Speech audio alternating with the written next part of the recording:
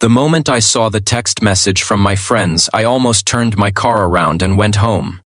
They had spent weeks teasing me, telling me that I needed to stop hiding behind work and loneliness, and finally meet someone. But the way they laughed when they gave me the address made my stomach twist. Deep down, I knew this wasn't a serious setup. It was another one of their jokes. Another reminder that at 36 years old, I was the guy everyone felt sorry for. Maybe you've had a moment like that. A moment when you know people are laughing at you, but you show up anyway because a small part of you hopes they're wrong. What would you have done? Would you have walked away, or would you have taken the chance? At that point in my life, there wasn't much left to lose. My name is Ryan, and for 3 years I had been living the same day over and over again. I worked long hours at a construction company in Ohio, came home to an empty apartment, heated frozen dinners, and watched television. Until I fell asleep.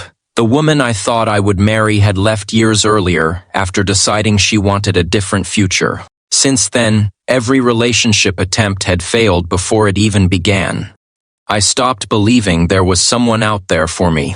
The address my friends sent led to a small lakeside restaurant, outside town. As I parked, I could already imagine them sitting somewhere nearby, waiting to laugh when everything fell apart. I almost drove away. Instead, I walked inside.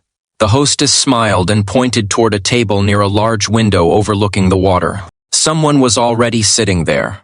A blonde woman in a navy top looked up from her coffee and smiled politely. For a second, I thought there had been some mistake. She looked normal, more than normal. She looked kind. I sat down awkwardly, expecting the embarrassment to begin at any moment. Instead, something strange happened. The conversation flowed. Her name was Hannah. She was 33 years old and worked as a pediatric nurse. She wasn't interested in fancy stories or pretending to be perfect. She talked openly about losing her father a few years earlier and how it had changed her perspective on life. She admitted she was nervous about the date because her sister had arranged it without giving her much information. As the evening went on, I found myself laughing for the first time in months. Not the forced laugh I used around coworkers. A real one. When dinner ended, neither of us seemed eager to leave. Standing outside beneath the cool evening sky, I finally asked the question that had been bothering me all night. Why had she agreed to this setup? She smiled softly and looked toward the lake. Because life hadn't gone the way she planned either. There was no dramatic moment. No movie-style ending. Just two strangers standing in silence, understanding each other's loneliness. Before we left, we exchanged numbers. On the drive home, my phone buzzed. A group message from my friends exploded. With laughing emojis, they confessed everything. The date had started as a joke. One of them knew Hannah's sister. They thought it would be funny to set up two people they considered hopelessly unlucky in love. I stared at the message for a long time. For once, I wasn't angry, because the joke hadn't worked. Not even close. Over the next few months, Hannah and I spent more time together. We explored small towns on weekends, attended church services, and shared stories we had never told anyone else. Slowly, walls that had taken years to build began to crumble. For the first time since my heartbreak, I stopped carrying the weight of my past everywhere I went. But life rarely changes without testing you first. About a year into our relationship, the construction company where I worked announced major layoffs. My position disappeared overnight.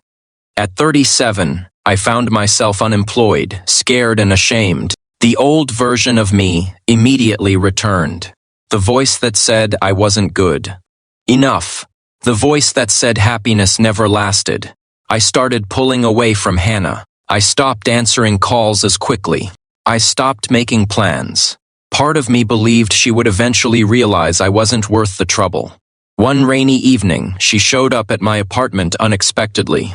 I looked terrible. Bills covered the kitchen table. Rejection letters sat unopened beside them. I expected disappointment in her eyes. Instead, I saw concern. She sat beside me and quietly helped organize job applications for hours. No judgment, no lectures, just support. That night changed everything because I realized something important. Real love isn't measured during the easy seasons. It's revealed during the difficult ones. Months later, I found another job. The pay wasn't as high, but it was steady. More importantly, I had stopped measuring my worth by a paycheck. Hannah helped me understand that. 2 years after our first date, I took her back to the same lakeside restaurant. The same window. The same view. The same table.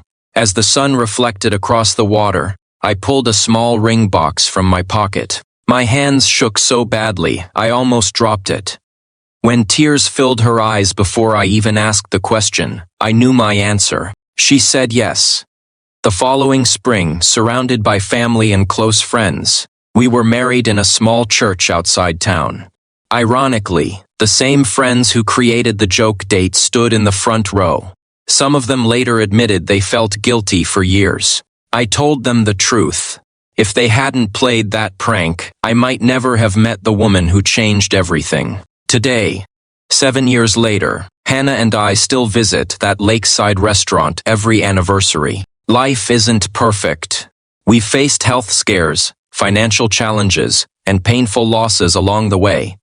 But every challenge reminds us how unlikely our story really was. A date designed to embarrass me became the greatest blessing of my life. Sometimes the moments that seem cruel at first become the turning points we never saw coming.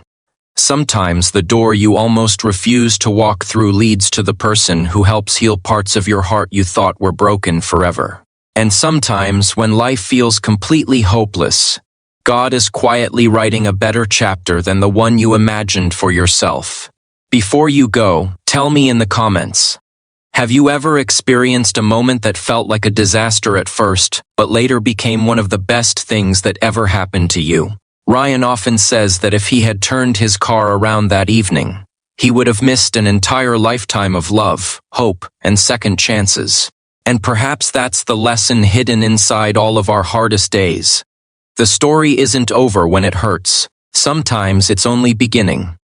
If this story touched your heart, please like, comment, share, and subscribe, so more people can be reminded that even the most unexpected moments can change a life forever.